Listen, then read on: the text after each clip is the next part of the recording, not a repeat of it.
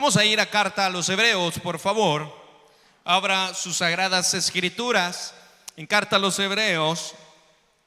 Yo creo que es un versículo muy conocido y que muchos posiblemente hemos meditado en él. Pero la palabra del Señor nunca vuelve vacía, amén. Y que esta noche traiga cumplimiento sobre nuestras vidas. Porque yo no tengo duda que el Señor a alguien desea hablar esta noche. Así que esté atento a lo que Dios desea hablar esta preciosa tarde, amén. Cuando usted tenga carta a los Hebreos 12, versículo 2, me da un fuerte amén. Amén. Dice la escritura así. ¿Cómo dice la palabra del Señor? Léalo fuerte conmigo. Puesto los ojos en Elías Torres, dice, ¿verdad? Puesto los ojos en, que se escuche, en el autor y consumador de la fe, el cual por el gozo puesto delante de él sufrió la cruz, menospreciando el oprobio, y se sentó a la diestra del trono de Dios. Puede tomar su asiento. Dígale al que está a su lado, no pierda el enfoque, dígale. Dígale al que está a su lado, no se desenfoque, dígale.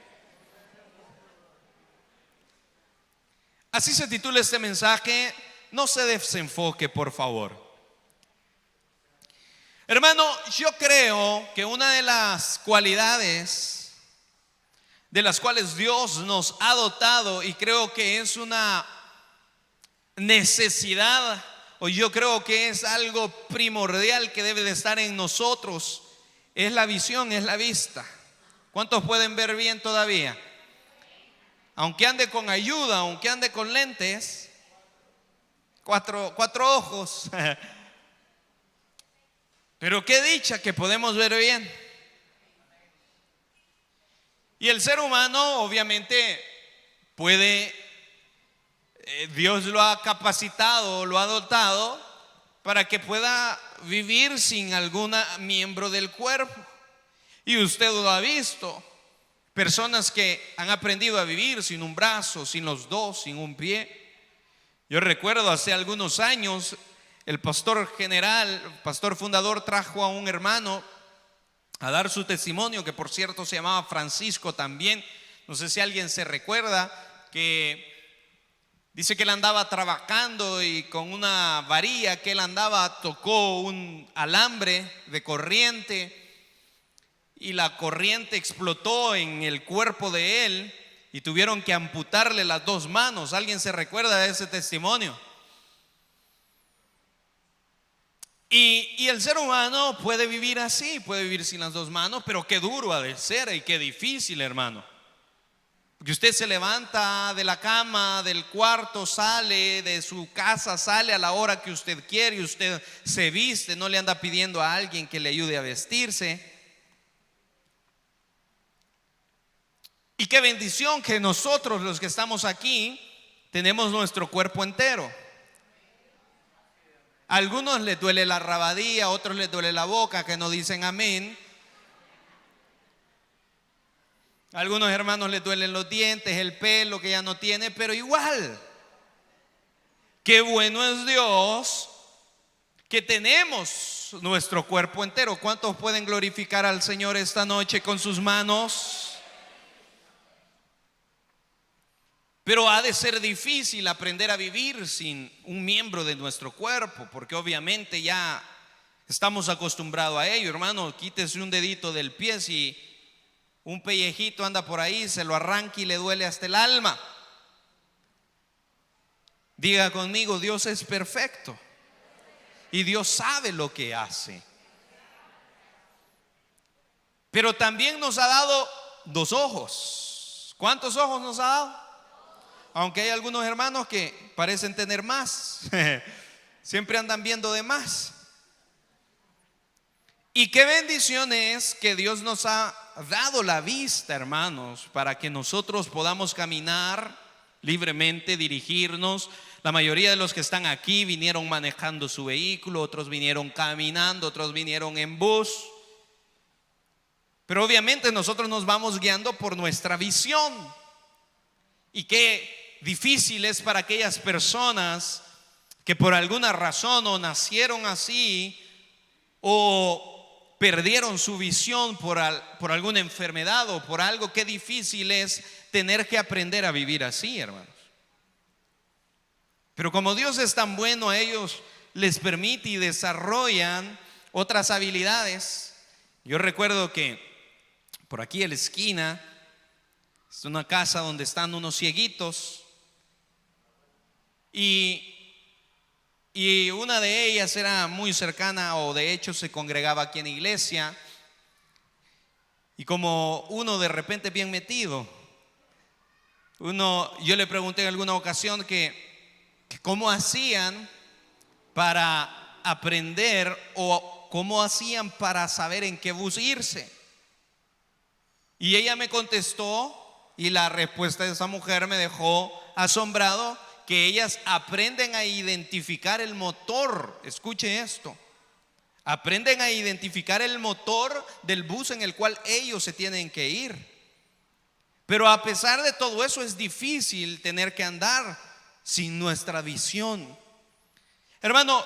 Y después de decirle esto, que nuestra visión es tan esencial y vital en nuestra vida, cuando nosotros venimos a Cristo, muchas veces nosotros perdemos nuestra visión espiritual. Y muchas veces nosotros creemos que Dios nos ha formado, que Dios nos ha creado, y todos sabemos que Dios nos ha formado y creado con un propósito. Amén. Dios no se equivocó con usted. Dígale al que está a su lado: Dios no se equivocó con usted. Dígale. Tal vez su papá y su mamá le dijeron: fuiste chiripa. ¿Me entienden ese hebreo? Tal vez alguien le dijo: oh, fuiste sin querer. Pero mire qué guapo, qué hermosa salió.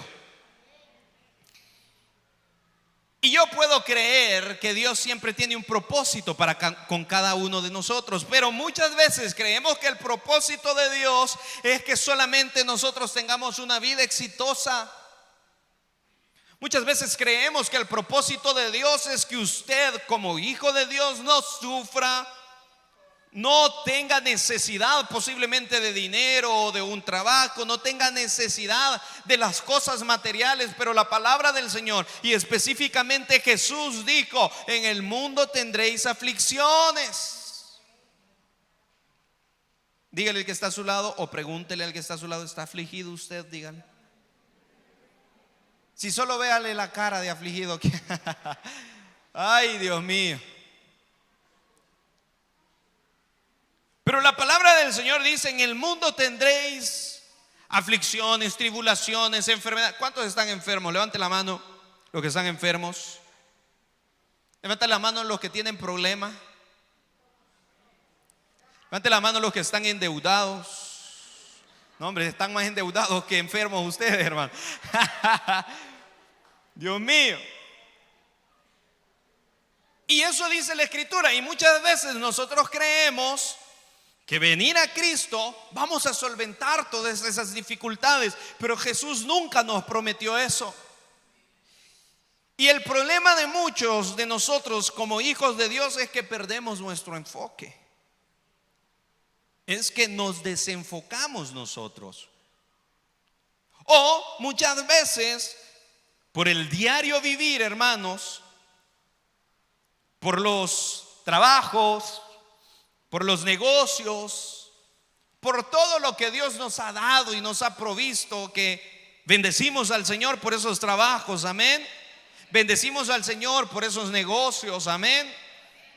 Pero muchas veces perdemos el rumbo o nos desenfocamos de lo que realmente Dios quiere acerca de nosotros. Y por el diario vivir, por el trabajo, por nuestros estudios, por la familia, por todas las cosas que nosotros tenemos que hacer en el día a día. Tal vez usted me diga: pastor, yo no trabajo, pero paso todo el día en la casa. El día de ayer hablaba con una hermana y me decía, porque ayer descansaron, ¿verdad? Ayer fue asueto. ¿Cuántos descansaron? Entonces ayer fue asueto y le digo, venía una hermana al culto y le digo: hermana, le digo, la veo bien fresca, bien descansada, porque este día obviamente no fue a trabajar, le digo. Y me dice: pastor, me dice, hubiera preferido ir a trabajar, viera todo lo que hice en la casa. Y sucede, en la casa nunca se termina el quehacer. Y tal vez usted me diga: pastor, yo no trabajo, paso todo el día en la casa, pero ahí es peor. ¿Sabe por qué? Porque el marido ni le paga bien. Y muchas veces con el quehacer, con el estudio, con la familia, con el trabajo, con los negocios, y aún, diré esto, aún muchas veces en el ministerio, en la iglesia, perdemos nuestro enfoque. Perdemos nuestra visión de qué es lo que verdaderamente Cristo quiere acerca de nosotros. Un día de esto estaba viendo un video de un animal, de una águila.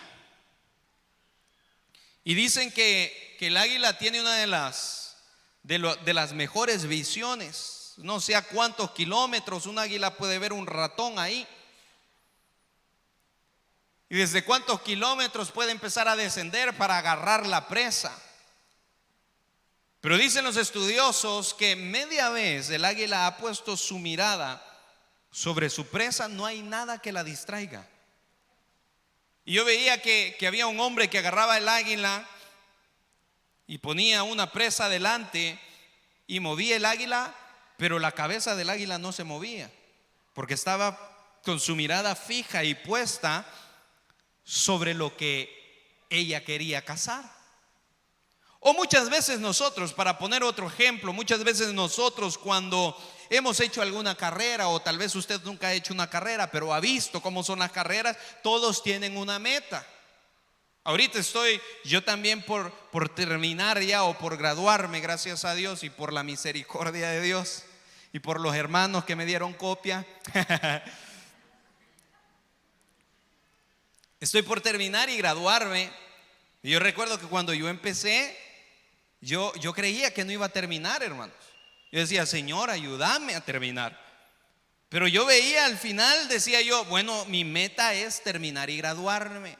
Y muchos posiblemente hemos estado aquí así, viendo solamente la meta, viendo solamente la meta. Y qué bueno, esa debe de ser nuestra visión. Pero cuando venimos a Cristo, muchas veces nos desenfocamos nosotros.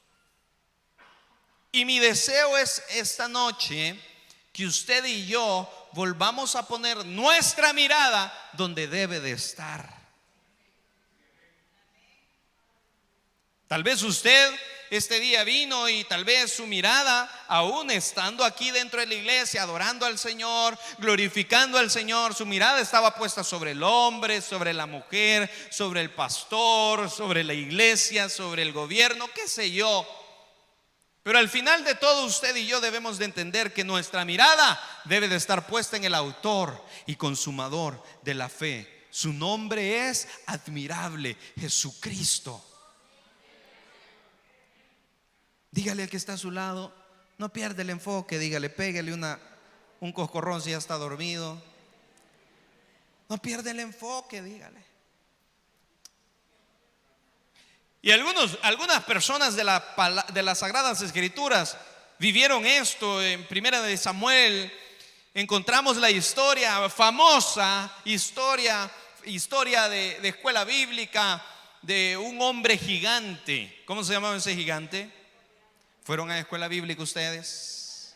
Y un chiquito hermoso así, pequeño, igual que el pastor. ¿Cómo se llamaba?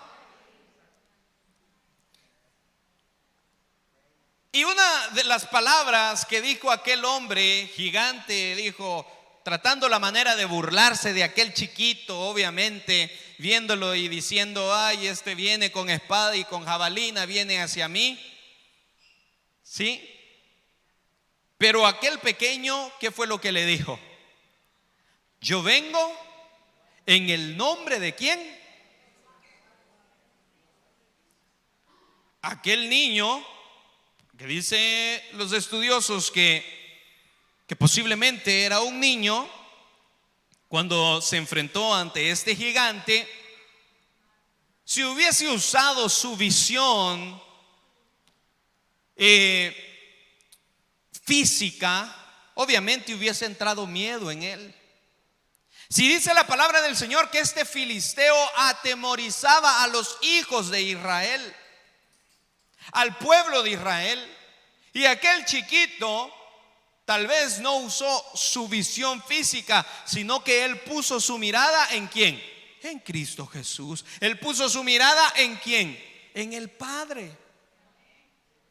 Tal vez él mismo ha de haber dicho: yo no soy capaz de hacerlo, no soy capaz de derrotar a este gigante, mucho menos soy capaz de quitarle la cabeza a este gigante. Pero como yo no vengo en mis fuerzas, él había puesto su mirada en Dios eterno. Él dijo: como yo no vengo en mis fuerzas, sino que yo vengo en las fuerzas del eterno Dios Santo de Israel, sé que lo voy a lograr. ¿Cuántos gigantes está enfrentando usted? ¿Cuántas respuestas usted está esperando este día, hermano? ¿Cuántos milagros usted está deseando ver? Pero posiblemente se nos ha nublado nuestra visión. Pero posiblemente nos hemos desenfocado. ¿Sabe por qué? Porque estamos viendo al gigante, porque estamos viendo a Goliat, pero no estamos viendo a aquel que nos ha preparado para que nosotros venzamos a ese Goliat. Hermano, en el nombre del Señor, tome fe ese día. Tome fe en el nombre del Señor y ese gigante va a caer en el nombre del Señor. Cual sea lo que se esté levantando, estoy hablando figurativamente, cualquier cosa, cualquier persona que se ha levantado en contra de usted, enfermedad, yo no sé qué dificultad, no sé qué gigante es el que usted está enfrentando este día, pero en el nombre del Señor va a caer. Pero no ponga su mirada sobre el problema, no ponga su mirada sobre el gigante. Ponga su mirada sobre aquel que lo ha llamado hijo. Ponga su mirada sobre Dios. Los discípulos en una ocasión también iban con el maestro. Y llama mucho la atención, amado hermano, porque los discípulos, algunos de los discípulos eran pescadores. Hay un lago muy hermoso que le llaman mar ahí en Israel, y ese es el mar de Galilea. Digan conmigo, mar de Galilea. Es lindo estar ahí, hermano.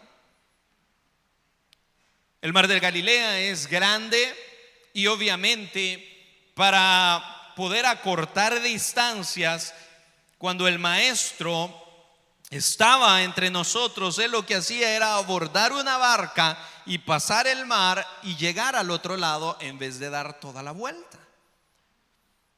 Entonces, en una ocasión viene Jesús. Obviamente, hermano, Jesús no andaba en una moto, no andaba en el mejor carro. Jesús andaba caminando en su ministerio. Es más, Jesús ni siquiera andaba en los mejores tenis para poder caminar mejor o más rápido y llegar a los destinos más rápido. Jesús posiblemente andaba sandalias, hermanos. Entonces, Jesús, obviamente, por las cantidades que él tenía que caminar o recorrer diariamente, porque no se nos debe olvidar que Jesús fue 100% hombre, amén, pero 100% Dios. Entonces, en su humanidad Jesús, obviamente, él se cansaba, hermanos. ¿Cuánto es lo más que usted ha logrado caminar en un día? ¿Se recuerda? ¿Alguien aquí, alguien valiente que haya caminado 25 kilómetros diarios, que me levante la mano? En un día nada más, no en todo el año.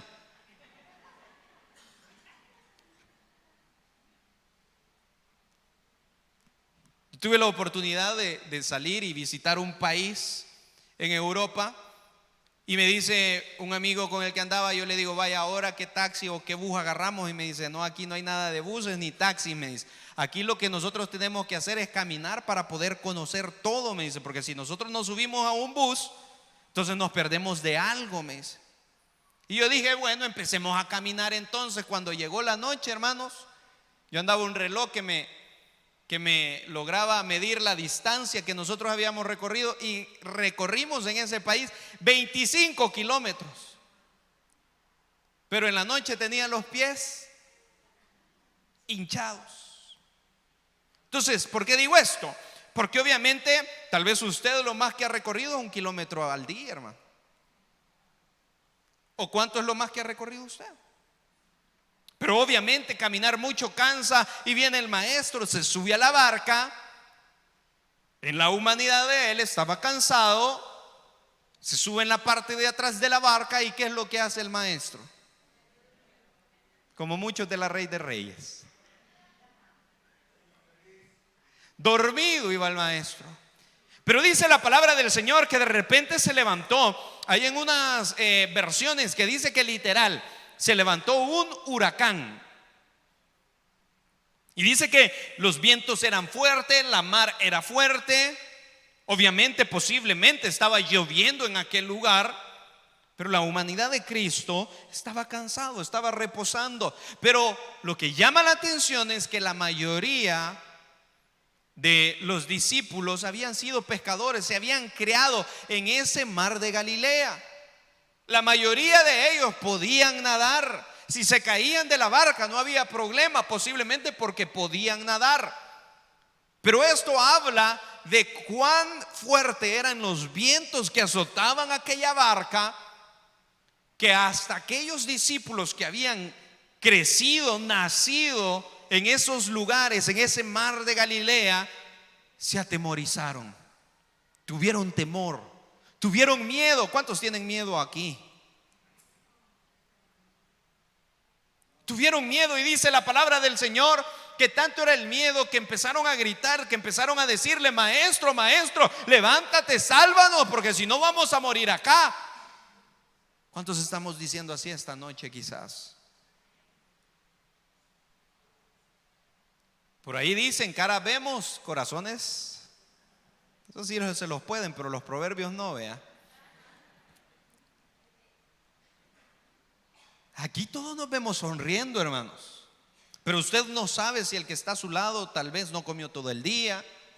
Usted no sabe si el que está a su lado tal vez anoche no durmió, y no porque no quiso, sino porque tiene deudas que pagar. Ya me quedó claro que esta es una iglesia endeudada.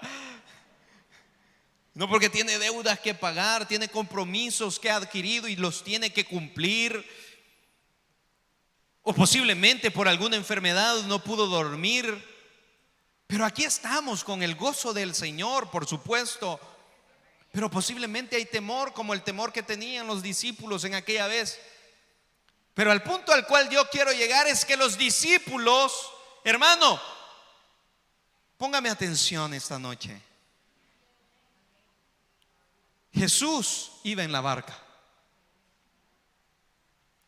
pero los discípulos no veían a Jesús que estaba en la barca, sino que veían la tormenta o el huracán que podía volcar la barca. Veían la lluvia, los vientos, la tempestad, pero no veían a Jesús. Y así nos sucede a nosotros muchas veces. Nuestra visión está puesta sobre ese problema, y no se ha dado cuenta que entre más pensamos en el problema, menos salimos de ese problema. Hermano, pero usted, entre más pone su visión, entre más pone su mirada en Cristo Jesús, los problemas ahí van a estar al final de todo. Pero el Señor nos va a venir ayudando. El Señor nos va a venir sacando de esos problemas. Hermano, no se desenfoque este día. Ponga su mirada en Cristo Jesús. ¿Dónde usted debe de poner su mirada? No la ponga en el hombre, no la ponga en el problema, no la ponga en la ansiedad, en el afán que muchas veces nosotros tenemos, en las dificultades que la vida muchas veces nos presenta. Ponga su mirada en Cristo Jesús, que Él es el autor y consumador de la fe. Él es quien nos va a ayudar en los tiempos difíciles, en los tiempos amargos, en los tiempos de enfermedad, en los tiempos de persecución. Él es quien nos va a ayudar. Es difícil, hermano, porque yo he tenido problemas, yo he tenido dificultades. No crean, estas canas no es que han salido así por así. Pero yo le digo al Señor: Señor, ayúdame a confiar en ti. Aunque yo lo vea imposible, aunque yo muchas veces lo crea imposible, el Señor siempre se va a glorificar. Pero cuando nosotros pongamos nuestra mirada ¿en quién? En el problema, en la persona que nos está haciendo la vida imposible. No, en Él, en Cristo Jesús. El salmista decía, Salmos 25:15, el salmista decía: mis ojos están siempre hacia Jehová, porque Él sacará mis pies. ¿En quién debe de estar puesta su mirada? En Dios. En Cristo, en Jesús. ¿Por qué? Porque quien le va a ayudar a usted tiene nombre y es Cristo Jesús. A usted y a mí no nos va a ayudar nadie más, hermano. Sí, mire, yo le voy a decir algo y no quiero dañarlo con lo que le voy a decir, pero hay gente que ha podido ayudarle y no lo ha querido hacer. Es más, voy a ir más allá. Hay familia que le ha querido ayudar y no lo ha querido hacer. Hay hermanos de la iglesia, el pastor, vaya,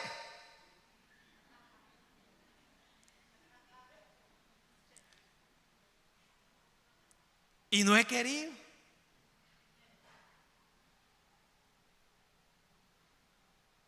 Pero su mirada debe estar puesta ¿en dónde? ¿Saben por qué? Porque el hombre al final le va a fallar, le va a decir que sí y no lo va a hacer. Pero Cristo Jesús, si dijo sí, téngalo por seguro que lo va a hacer. No importa quién se levante. Si Cristo dijo, Él lo hará. Y así decía el salmista: yo tengo mi mirada puesta siempre en Cristo Jesús, y Él va a hacer que mis pies salgan de este lodo, de esta red en la cual muchas veces nosotros nos hemos metido, hermano. No quitemos nuestra mirada de Cristo Jesús. No pongamos nuestra mirada en los problemas. Digan conmigo: Cristo Jesús es la fuente de todo. Él es la fuente de todo. Él es la fuente de amor. Él es nuestra guía. Él es la fuente de fe. Él es la fuente de fuerza. Él es la fuente de nuestro gozo, de nuestra salvación, de nuestra santidad, de la misericordia, del perdón. Si usted pone su mirada en Cristo Jesús, Él le va a dar todo. Por el tiempo, acompáñenme a Colosenses 3:2. Colosenses 3:2 primero y luego nos vamos al 3:1. Colosenses 3:2 dice la escritura así: hermano, ponga su mirada en las cosas de arriba. ¿Dónde va a poner su mirada? Hágale así conmigo. ¿Dónde va a poner su mirada? Pero no en este techo, en las cosas de arriba.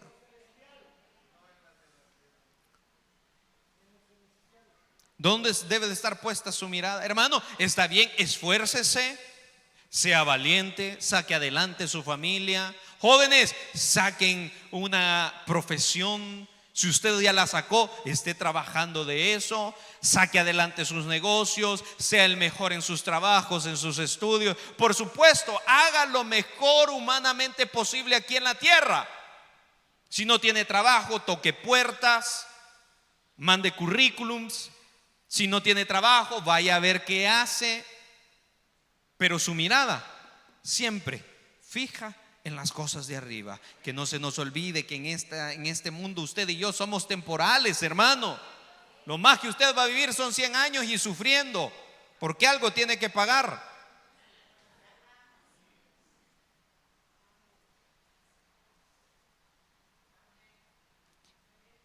Pero usted y yo sabemos que hay vida eterna, hermanos. ¿Y dónde queremos disfrutar nuestra vida eterna? Si usted quiere disfrutar de la vida eterna, ¿dónde debe de estar puesta su mirada? En las cosas de arriba, hermano. Está bien, usted diga: hey, yo aquí nunca tuve una casa, pero allá en el reino de los cielos una mansión voy a tener. Es más, yo los voy a invitar a ustedes, porque la casa de ustedes va a ser más pequeña que la mía.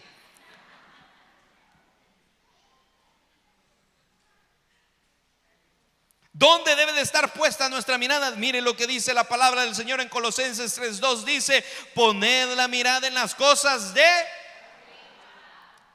no en las de la. No se desenfoque. Haga lo humanamente posible aquí en la tierra, pero que su mirada siempre esté puesta en las cosas de. Pero ¿cómo vamos a poner nuestra mirada en las cosas de arriba? Mire lo que dice el versículo 1. ¿Cómo nosotros vamos a buscar las cosas de arriba? Mire lo que dice el versículo 1. Si pues habéis resucitado con Cristo, buscad las cosas de arriba, donde está Cristo sentado a la diestra de. ¿Cómo nosotros vamos a buscar las cosas de arriba? Habiendo resucitado con Cristo Jesús también. Usted y yo teníamos o tenemos un viejo hombre, pero cuando venimos a Cristo, dice la Escritura, he aquí todas las cosas son hechas, porque somos nuevos hombres, somos nuevas criaturas en Cristo Jesús. Cuando nosotros éramos carnales, solo pensábamos en la carne. Ahora que nosotros sabemos que somos espirituales, pensamos en las cosas del reino, en las cosas del cielo, en las cosas de Dios. Dice la palabra del Señor, Mateo 6:33, dice: mas buscad primeramente el reino de Dios, y todo lo demás. ¿Cuántos quieren todo lo demás? Pero solo eso buscamos a veces. Solo buscamos todo lo demás, pero no el reino de los cielos. Y Dios está necesitando que sus hijos se enfoquen en el reino de Él, porque Él va a saciar mientras usted tenga vida en esta tierra.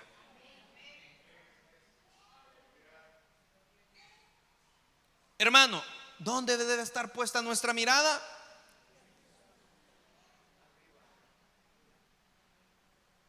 Pablo lo usa como una similitud, como una analogía de decir que él había nacido de nuevo como Cristo Jesús lo hizo. Y cuando Jesús resucitó, termino con esto, ¿qué fue lo que Jesús hizo cuando él resucitó? Cuando Jesús resucitó, lo primero que él hizo obviamente es salir de la tumba. Dígale que está a su lado, salga de la tumba, diga. Lo que Jesús hizo luego de haber salido de la tumba, de haber resucitado, fue servirle a sus discípulos y andar con sus discípulos. ¿Cómo nosotros vamos a hacer las cosas del cielo? ¿Cómo nosotros nos vamos a enfocar en las cosas del cielo?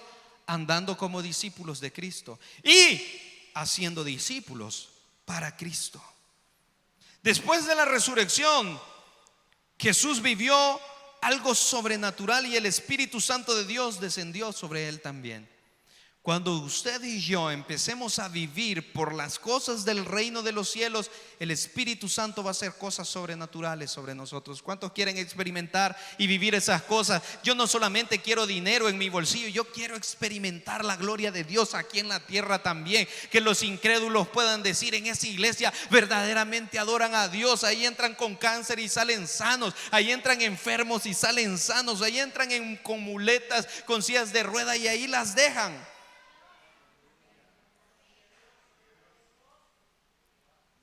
Cuando Jesús resucitó, anhelaba más las cosas del cielo, porque él sabía para dónde iba, que las cosas de la tierra. Mire, el diablo sí es cochino, se me metió en la boca.